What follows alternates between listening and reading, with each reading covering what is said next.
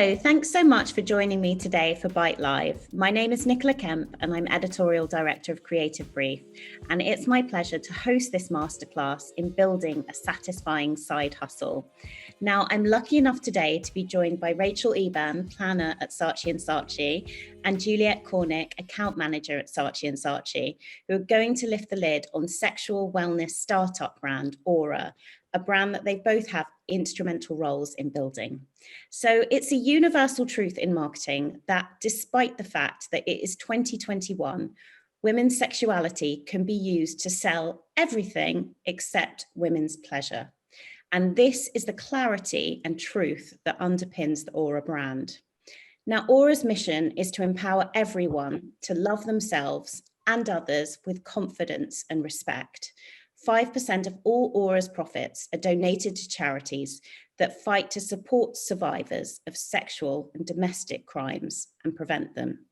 The brand is on a mission to remove the taboos around pleasure and self-love so that everyone can feel confident being themselves. So I'm really excited to hear more about the brand. And Rachel, I'd love to kick off with you because it seems a lifetime ago, right? But prior to the pandemic, there was very much this narrative in the marketing and advertising industry that talent, creative talent, was being sidetracked by the side hustle. But with Aura, it's such a different story here because Saatchi Saatchi have really been creative partners here. So can you tell us a bit about this journey and where you think we are as an industry when it comes to this space and freedom really to really reach your creative potential? Yeah, I think it's a great question. So first off, on the sort of Saatchi Aura sort of relationship side, basically I kept my side hustle sort of under wraps. It was something I was doing in the background because like you said, there was this narrative around getting sidetracked by the side hustle and I didn't want anyone to think I wasn't focusing on my job. But then one morning I had way too much coffee and just emailed our CEO being like, hey, do you want to help me make a pro bono campaign? Because I think there's kind of an award in this. And I think we'll touch on that a bit more later. Juliet will probably tell you a bit more about what we're trying to do with Saatchi. But I think what happened in the Saatchi relationship that was really good is while, you know, your immediate manager or the people on your team who work with you day to day might be worried about getting, you know, the maximum amount of your time possible. I think senior leadership generally has like a bird's eye view of their agency, where what they really want is they just want creative people who enjoy creativity, who feel good about their lives and can bring, you know, a good energy and exciting ideas to work. So it was through sort of speaking directly with senior leadership that all of this enthusiasm for Aura came out. And I think the other sort of aspect of it, the other reason there was so much excitement, and especially at Saatchi's, we talk regularly about, sorry, cat in the background. Always like a cat. We have like a thing every agency, all agency where people talk about their own side hustles. And I think there's a really good understanding at Saatchi's of the fact that if you have more going on in your life, if you have another business interest, then you're going to have a better understanding of things like where your client is coming from, you know, insights into other industries. You're looking more broadly at the world, and that helps you be creative. And then in terms of like sort of the narrative and everything that's shifted around that, I do think there is starting to be a bit of an industry-wide change towards being more accepting of side hustles.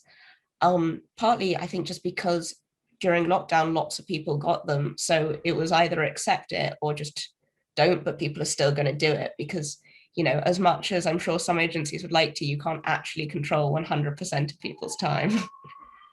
It's such an interesting point as well, because I feel like what you're talking about is what we often talk about in the industry in a real abstract way, which is building a culture of creativity, you know, and curiosity, which really involves having that space and also having that confidence in the creative culture that you're within to reach out to your CEO and say, hey, I've got this brilliant idea. Do you want to have a look at it? I think it's a really interesting story and also really inspiring for people who are watching who perhaps have an idea like that but are maybe sitting on their hands, or, you know, they're hiding it from the companies that they work for.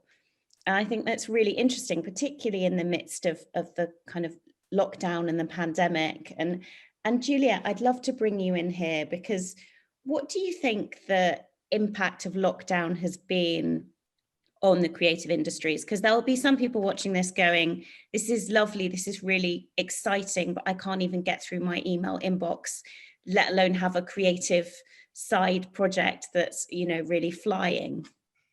Yeah, totally. I mean, it's a great question. And I think it's been the question on everyone's lips really since the pandemic started. You know, what is work life going to look like throughout this crisis?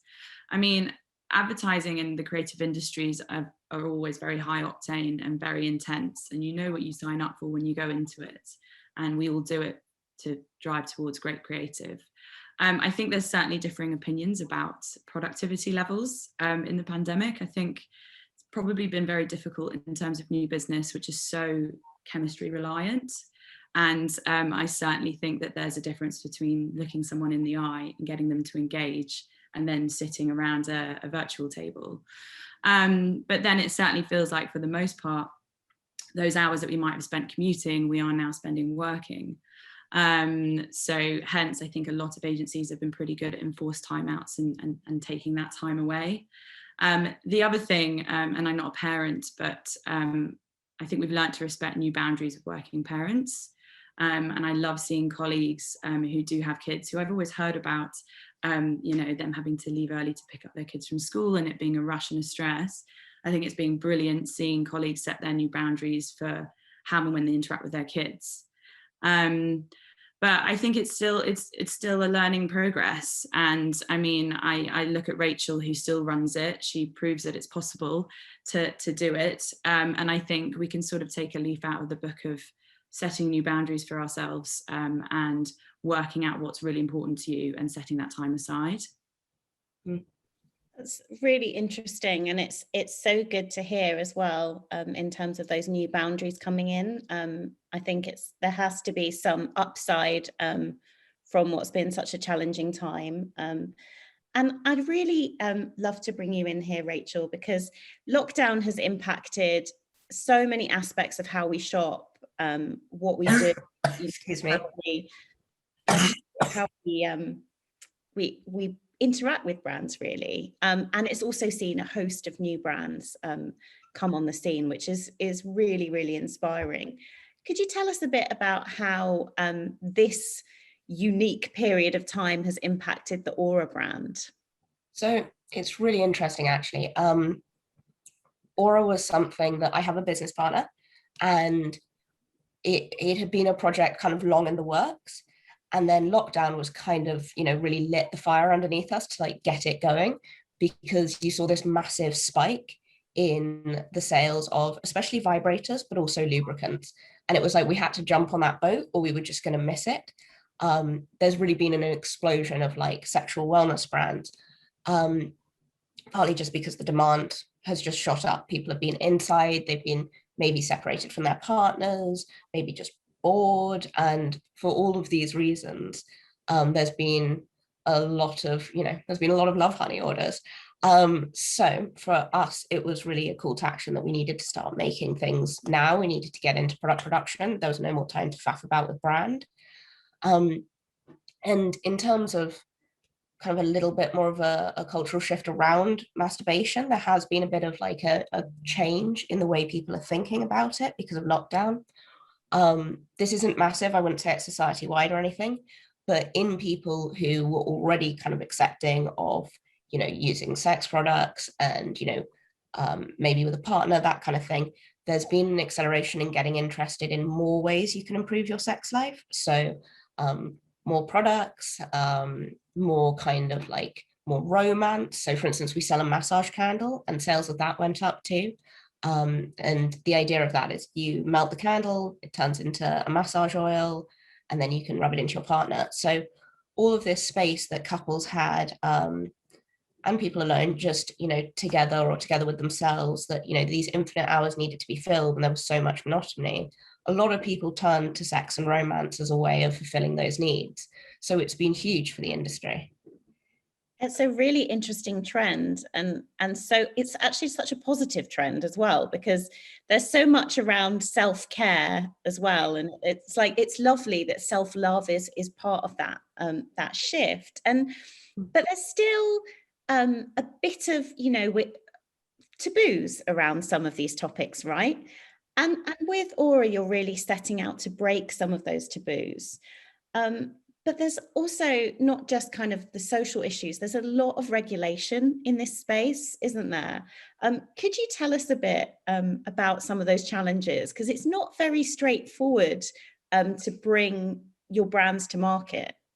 It absolutely is not. I would love, before moving on to the regulations, if I could just touch on that notion of self-care and taboos that you bring up. While, you know, we at Aura, we kind of walk a fine line with this, because we definitely see sex and masturbation as part of, you know, a happy, healthy life for lots of people. And it can be a great stress reliever.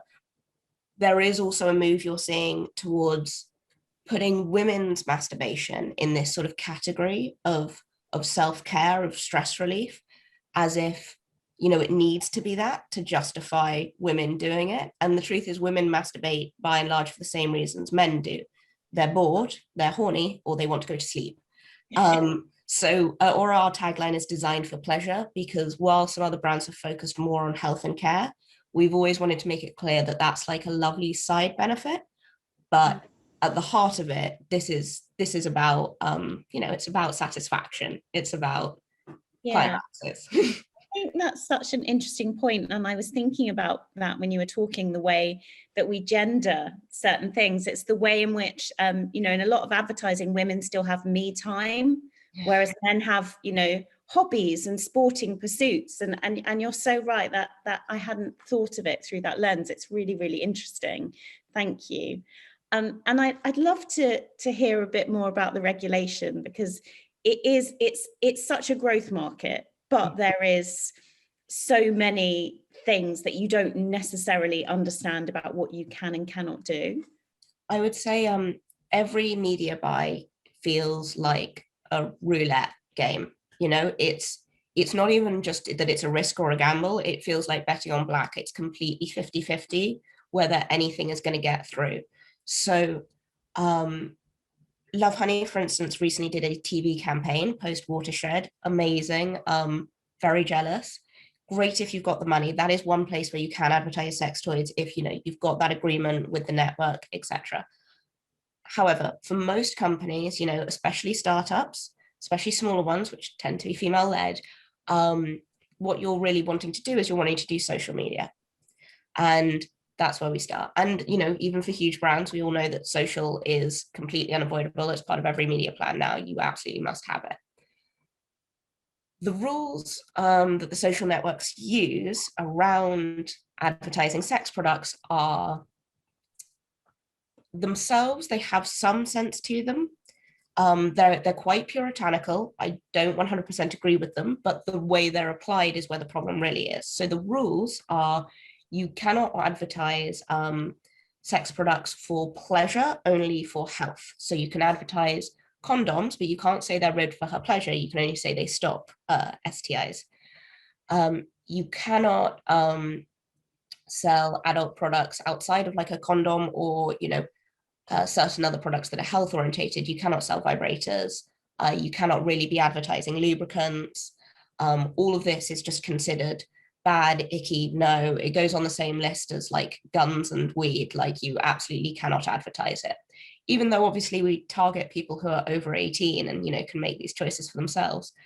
So it's a very sort of Puritan ideal about sex. And then in the way that it's applied, though, is where we get really rough, because, you know, those regulations, like, I think most people would disagree with and find a bit silly, but you can see that they are a matter for debate. There are going to be differing opinions there.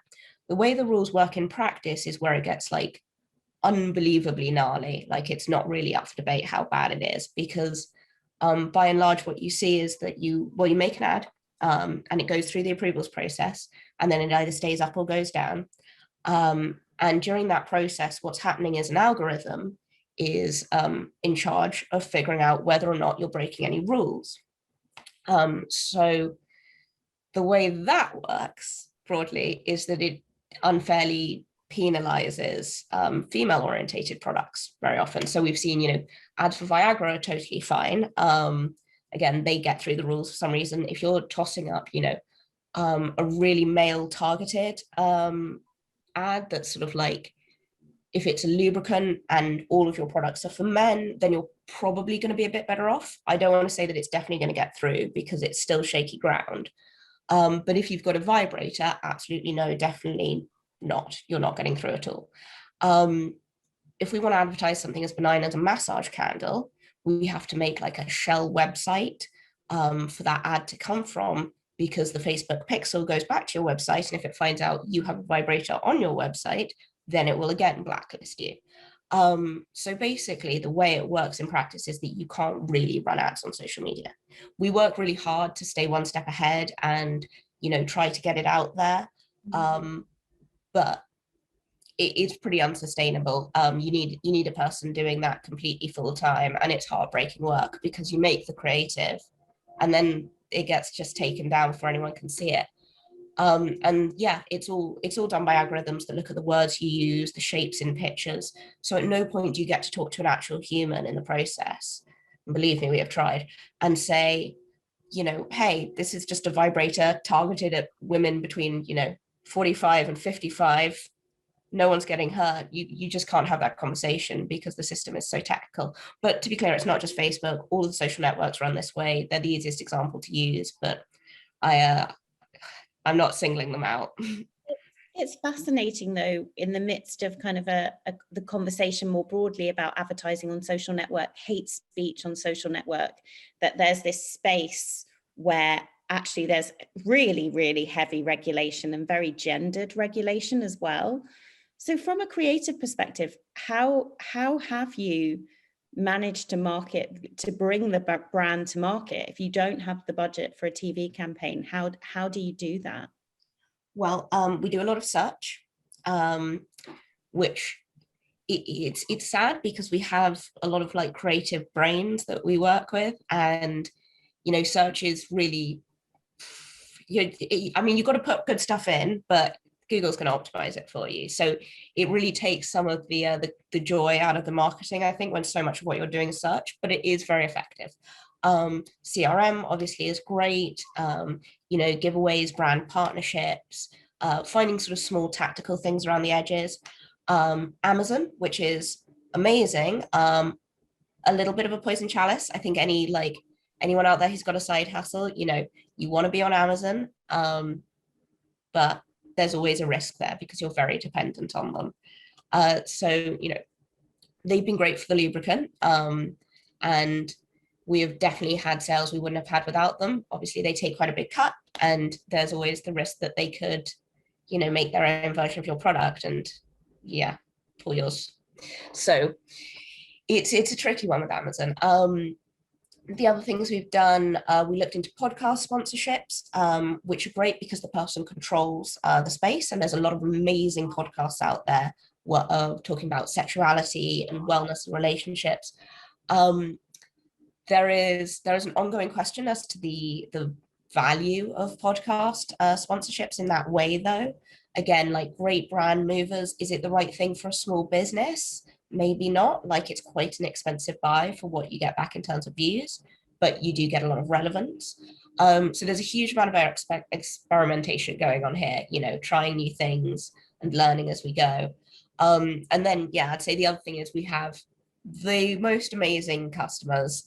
We get a lot of word of mouth, and I think that's delightful because it's such seemingly private stuff to be talking about, but you know, looking at some of the reviews we've gotten, some of the emails I've gotten through, it seems like once someone uses one of our products, they go out for drinks with their friends, they like have 2 glasses of wine and tell everyone that they have to go on our website, which is just, yes. that word of mouth is the holy grail, I think, of all marketing, regardless of like the size of your business. I'd love to shift it slightly, because you've really kind of given us an insight into some of the challenges and some of the things that you have to think about when you're launching a brand. But I'd love to think more broadly as an industry. where we are with some of these taboos. So Juliet, I mean, what's your view here? Do you think that in advertising there's still a bit of squeamishness about talking about women's sexual pleasure? Like where are we as an industry as a whole? Yeah, so I mean, I think we've come a really long way, and there's been some brilliant work centered on stories around women's bodies, like Viva La Vulva and womb stories, and even Billy Razors, who dared to show body hair in an advert about body hair. But it still feels like it's pretty inconsistent. It's quite tokenistic, and too often it's still political. And for sure, there's more advertising regulation now around gender stereotyping, but that's sort of only an extreme. So there's this enormous messy middle where it still happens and where sort of casual sexism and misrepresentation is really bad. So it's really no surprise, and I looked up a little fact for this, that only 7% of women feel the representation of women in advertising has become more positive since 2015.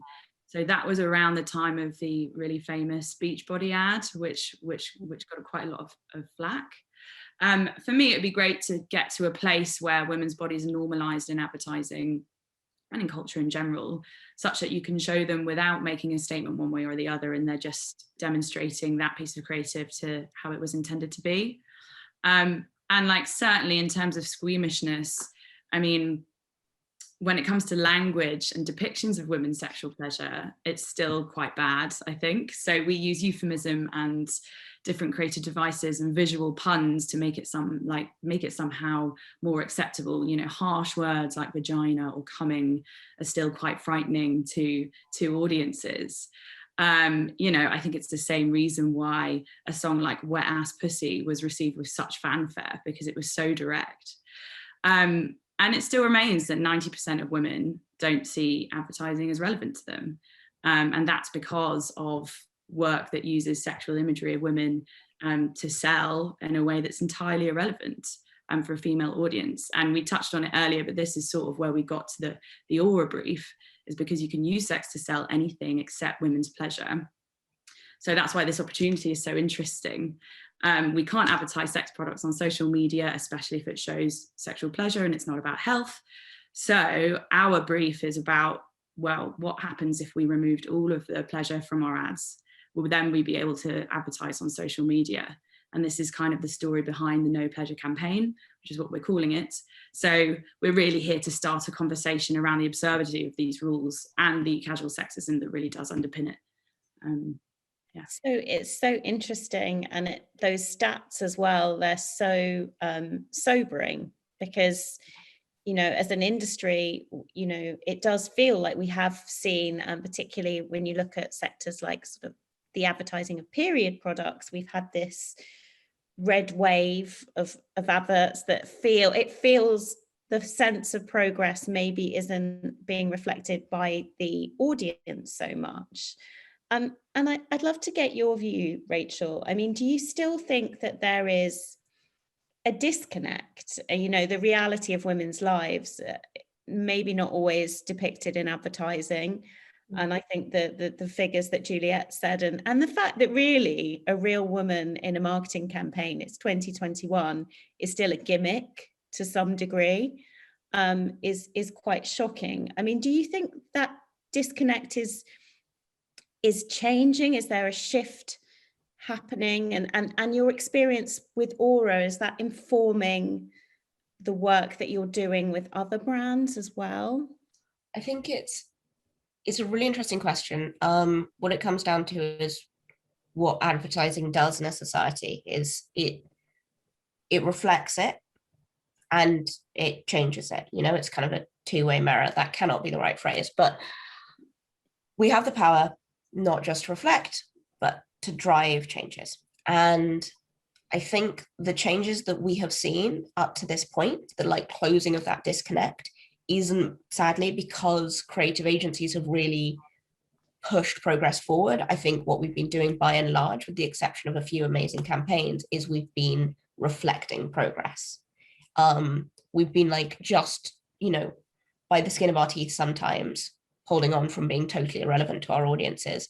But I think there is still a huge amount to do in terms of actually getting really invested in finding out about the lives of real women and real people in general. I mean, I'm a planner, so I'm going to have a planner's opinion here, which is that I think industry-wide at the moment, we have been trending horribly towards generic insights. And I think lockdown has something to do with that.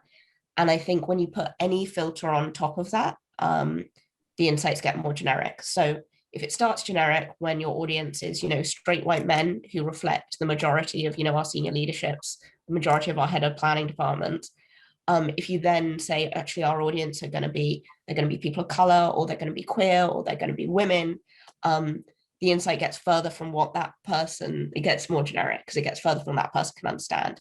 And really, really good insights don't require personal experience. They require research and they require time. And I think lockdown has really done a number on planning's ability to do good research and, to have the time and to do all these amazing interviews. So, I think if we're going to close that disconnect, not just when it comes to gender, but when it comes to, just in general, reflecting the lives of real people in our ads, rather than, sparkly, shiny, perfect people, we need to be spending more time in research. We need to be giving planners more time to write amazing briefs. And that is my one person agenda as a strategist. I think that's such a valuable point. And I think, there's elements of lockdown that sort of has taken away the humanity and the empathy of lots of aspects of our lives. But I think that time element is such a crucial piece. And sometimes when you look at work that isn't diverse and isn't inclusive, that was the big factor, was there wasn't time, the casting was rushed. That time element is so crucial. You've given us so many things to think about, and I love the way that lockdown really lighted a fire under the Aura brand. I think that's such a positive story. So I'd love to ask you, what would be your advice for people watching this who might want to bring their own product, brand, or experience to market?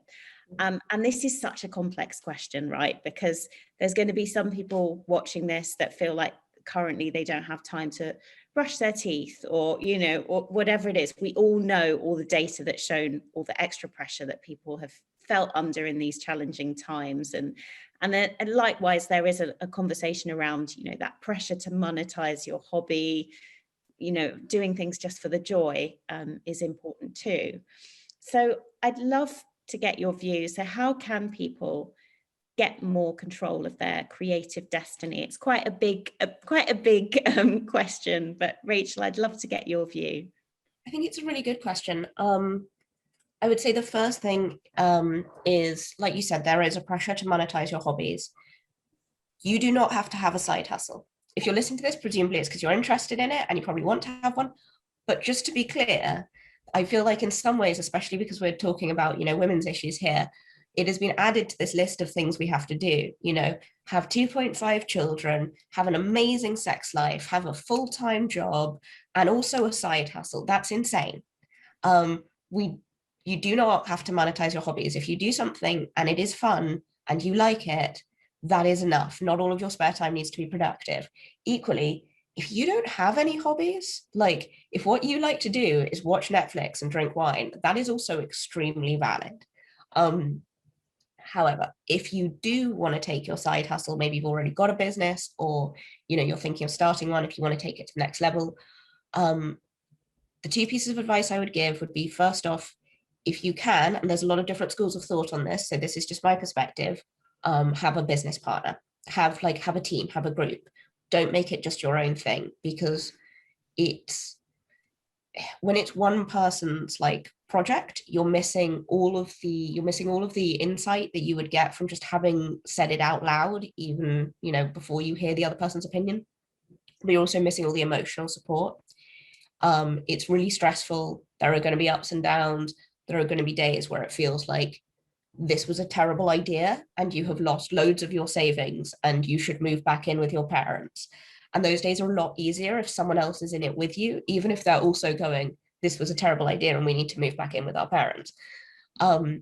So Some people, you know, say keep it your own for longer, etc. And there are loads of questions around, you know, if you've already started something, what's your equity split? And it can be a really scary conversation to have, bringing someone else into a business that you've already begun. And you've also got to ask yourself, you know, if you're starting something with a friend, are they going to be reliable? Is it going to destroy the friendship? There are so many factors here, but if you have a person or people that you might go in on something with, keep them close and do it together would be my advice. Helps with also trying to have a job at the same time. And the other thing I'd say is don't be afraid to come to your agency with an angle, because that's what I did and it worked out. So the way I sold kind of doing some pro bono work with Aura in at Saatchi's was to say, we could change these regulations. You know, if we do the right campaign, if we get enough like buzz around this, maybe we could get some social networks to loosen up their rules. And what that's going to do is it's going to be, you know, it's going to be like the tampon book, it's going to be award winning, but it's not just about my business, it's about unlocking a huge sector for advertisers. You know, there's loads of money in this. So if you can think of a wider angle, a hook for your agency, then I would really recommend talking to just the most senior person there that you know and feel comfortable speaking to. If, you know, you're a creative and they're the head of strategy, or if you're in planning and they're, you know, an ECD, then like still great, just go for it. Just get the highest up person you can get to, who's going to have the most influence, and give them your pitch. And yeah, just be completely unashamed, because there is absolutely no room for embarrassment in having a monetized side hustle, because you will fail and people will think you're an idiot. So you just got to lose any sense of shame around it. That's such great advice. And I think it sort of draws back to that point that the bigger risk is always not to do something you really want to do.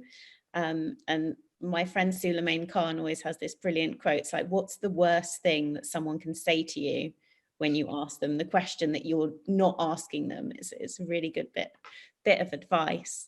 And Juliet, I'd love to get your advice as well for the audience, like more from an agency perspective and industry perspective as well, because, you know, Rachel has really touched on a lot of the pressures that we all feel in different ways in this period. And I think, you know, the to-do list is always never ending. So what would be your advice for the audience? Yeah, I mean, I think Rachel's actually already touched on the number one point. I mean, Rachel did the hard work in terms of getting the pitch to senior leadership. And that's really point number one that will help you get it through, is have a hook that leadership believes in, which we do, and they will deliver their passion into it as much as you are. I think then off the back of that, obviously from an agency perspective, it's about the brief. And if you have having a critical, interesting insight, so it's definitely worth noodling around, spending some time in strategy to find what that is, because once you have that, then you're out the station. And then obviously a critical component is the people involved. So a brilliant, passionate creative team, a brilliant, passionate creative leader who we've got Frankie Goodwin, who's absolutely brilliant. So I think that having the team around you who's also passionate about the idea and the brand is really important. I mean, and it's made every meeting that we do an absolute joy. It's the one that we look forward to every week, you know. I think you're right about time, and that everyone is time poor. That story is never going to end. So, I mean, I think, again, it's about carving up time for it. And having exciting meetings helps. And carrying on talking about it and keeping those conversations ticking over, because it means people want to come to the meetings and they want to do it. And then another, I mean, side hustle is a great, you know, the word hustle is incredibly relevant. I mean, as account people, hustling is basically what we do.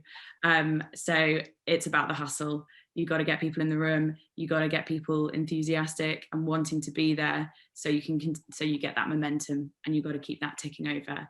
Obviously, in agencies, it's a pro bono project. There's no getting away from that. It will always be the bottom of the list, but it's just about ticking over the conversation and keeping people interested. And, you know, if the brief and the objective is exciting enough, which we certainly have got for Aura, then it will certainly hold true within the agency. It might just take a little bit longer than your regular client projects. That's such great advice, and I love the transparency about the hustle and the element of time and the patience that sometimes, you know, you have to have for a project.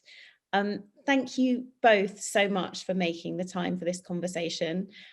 Aura is such an interesting brand, and I love the way that you are challenging some of the taboos that still surround women's pleasure. And thank you for sharing some of the challenges as well and some of the creative opportunities, because I think having a conversation as open as this about having a side hustle and how that really informs and infuses the creative culture at your agency can only be a good thing. So thank you so much for everyone who tuned in, and do join us for the rest of Bite Live. Thank you so much. Thank you. Thank you.